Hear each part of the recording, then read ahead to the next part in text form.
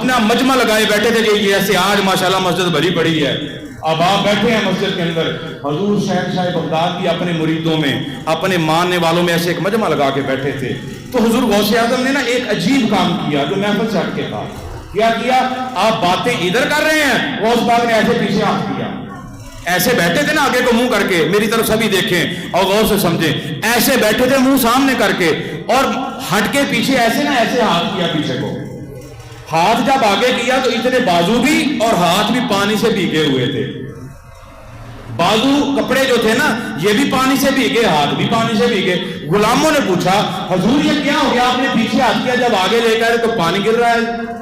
آپ نے فرمایا کچھ نہیں ہوا، اپنا کام کرو۔ ابھی باتیں شروع ہوگی، جو کام تھا حضور غوث اعظم سرکار پیروں کے پیر ہیں، آپ نے جب منع کر دیا تو کسی میں جرت نہیں تھی کہ دوبارہ سوال کر سکتا۔ اگر آج کل کا کوئی نافرمان ہوتا نہیں جی مجھے بتاؤ کیا بات ہے، ہوتا ہے نا ایسے، اگر باپ کے بیٹا چل تو اپنا کام کر، یہ ساڈا وڈیاں دا کام ہے، نہیں ابا دس مینوں یہ کی کام ہے کی کیتا، پوچھتے ہیں کہ نہیں پوچھتے گھر میں؟ آج کل عزتیں نہیں ہو رہی، جب تک باپ بتاتا نہیں ہے تو اگلی بات نہیں چلتی۔ حضور شہنشاہ بغداد نے کہا اپنا کام کرو، اپنی باتیں کرو۔ باتیں شروع ہو گئی تو اتنے میں ایک قافلہ جو تھا نا اس مجمع کے اندر آ گیا۔ یہ بات سننے والی ہے۔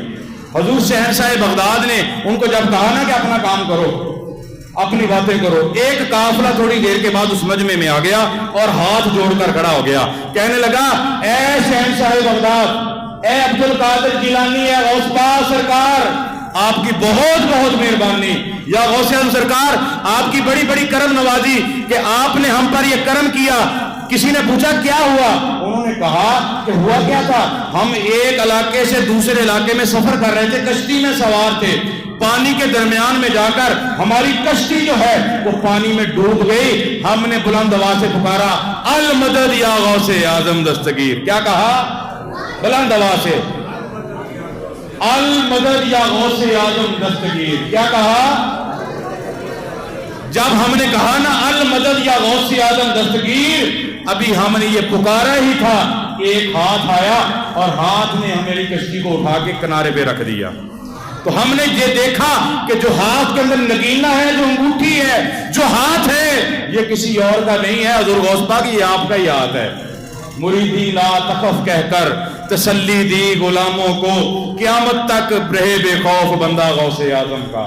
جو غوث اعظم کے ساتھ محبت کرتا ہے، جو الفت کرتا ہے، وہ کسی مقام پہ بھی ہو، مشرق میں ہو، مغرب میں ہو، دنیا کے کسی کونے پہ ہو، حضور غوث پاک فرماتے ہیں میں اس کی مدد کے لیے وہاں پر پہنچ جاتا ہوں۔ میرے اعلیٰ حضرت فرماتے ہیں نا مریدی لا تخف کہہ کر تسلی دی غلاموں کو، اے غلاموں تم کہیں پر بھی ہو، میں مشرق میں ہوں، تم مغرب میں ہو، کہیں پر بھی ہو، عبد القادر جیلانی تمہاری مدد کو وہاں پر پہنچ جائے گا۔ تو ایک غلام